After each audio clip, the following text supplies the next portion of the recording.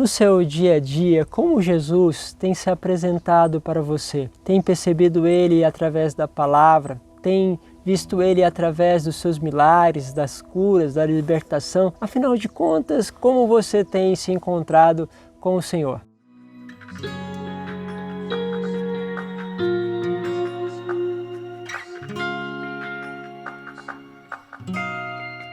Em nome do Pai, do Filho e do Espírito Santo. Amém. Que alegria estarmos juntos mais uma vez para meditar a palavra. Se você está chegando pela primeira vez, não esqueça de se inscrever e poder participar conosco cada dia do Evangelho da Palavra de Deus. Hoje nós queremos meditar a palavra que está em Lucas, no capítulo 9, do versículo 7 ao 9. A palavra diz assim: Naquele tempo, o tetrarca Herodes ouviu falar de tudo o que estava acontecendo e ficou perplexo, porque alguns diziam que João Batista tinha ressuscitado dos mortos.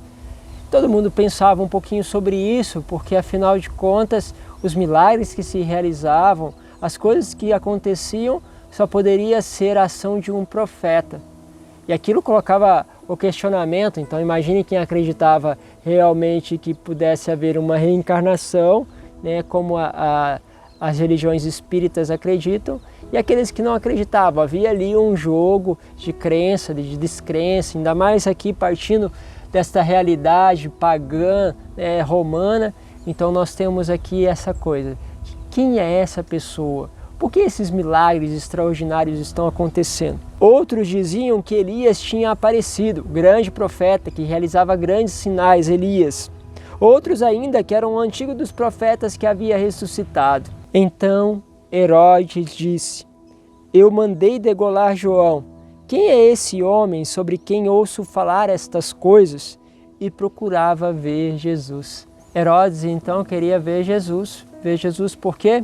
Por causa dos sinais que ele realizava, para ver se era realmente outra pessoa ou se era João. Vamos lembrar então da palavra de Deus que nos fala que Herodes gostava de João, apesar de João muitas vezes ter falado coisas que Herodes com certeza não foi agradável para ele.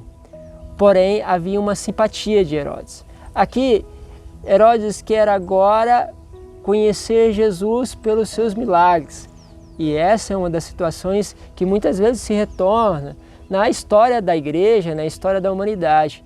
Conhecer Jesus por aquilo que ele faz, por aquilo que ele realiza. Então, temos que Deus, de certa forma, responde a Herodes, porque ele vai encontrar com Jesus. Ele então recebe Jesus, que é enviado por César, vai então, encontra Jesus, e ele começa então a querer que Jesus realize seus milagres. Sabe o que acontece? Jesus não diz nenhuma palavra, não diz nada. Aquele homem que realizava milagres, cuja palavra era ouvida por muitas pessoas e admirada, não diz uma única palavra a Herodes. Ele então silencia, e Herodes vê um homem frágil, consumido ali pela flagelação, pela coroação de espinhos, de tudo aquilo que ele já tinha acontecido com ele, provavelmente até ali. E ele vê um homem que se silencia e que não realiza nada.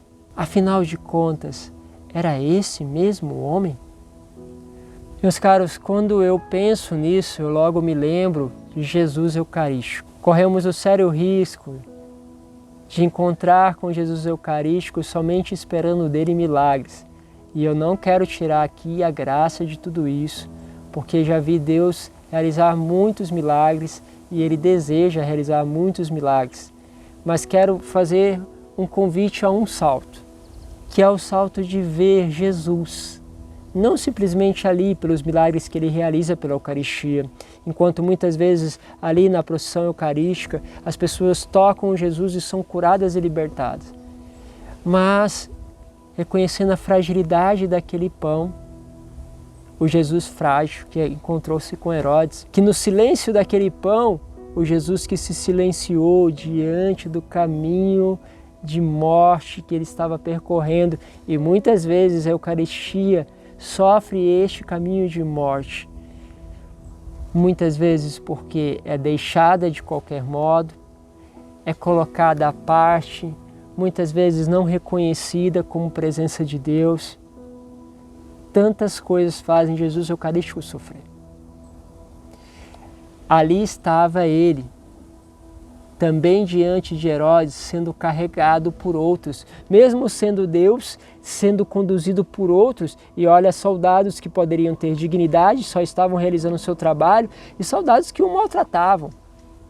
Com certeza, temos também muitas pessoas que podem carregar Jesus Eucarístico com muita dignidade, com muita beleza, com um excelente amor por aquilo que fazem, mas também temos pessoas que o carregam e o levam para onde bem entendem, e temos ainda situações ainda mais graves, situações onde Jesus é roubado das igrejas e levado para ser colocado em situações inconvenientes, que poderíamos dizer aqui que são situações onde fazem o coração de Deus sofrer profundamente. Essa é a presença de Jesus na Eucaristia. E aí fica o convite. Nós queremos ver Jesus, como fala aqui a palavra no seu detalhe final. Herodes procurava ver Jesus. Talvez nós procuramos ver Jesus, mas será que temos o encontrado na Eucaristia? Um satanista que se converteu ao catolicismo, quando foram falar com ele que Jesus estava na igreja, ele imaginava que ali naquele lugar, como ele tinha feito muitas vezes em show de rock, imaginava que, como aquelas multidões iam correndo até aquele cantor de rock, se soubessem que Jesus estava ali, haveria uma multidão. Diz ele que ele entrou na igreja e percebeu que havia somente uma pessoa ali diante de Jesus. Aonde estavam aquelas multidões, sabendo-se que Jesus estava ali? É interessante pensarmos que não há multidões, muitas vezes, diante do sacrário, diante da presença eucarística de Jesus, que ali fica, muitas vezes, no silêncio. Quem sabe hoje pode ser o dia que você possa visitar o Senhor, possa falar um pouquinho com Ele, vê-lo e reconhecê-lo, frágil, silencioso e muitas vezes sendo carregado por outros e ainda mais entrando na nossa fragilidade interior, deixando-nos consumir Ele por amor.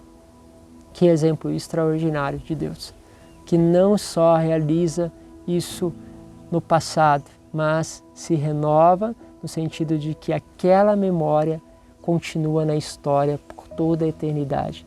Não uma repetição, vamos dizer assim, daquilo, mas uma única que se perpetua por toda a história. Por isso, vamos pedir a graça de vê-lo e de reconhecer a Deus. Um grande abraço, Deus vos abençoe, Pai, Filho e Espírito Santo. Amém.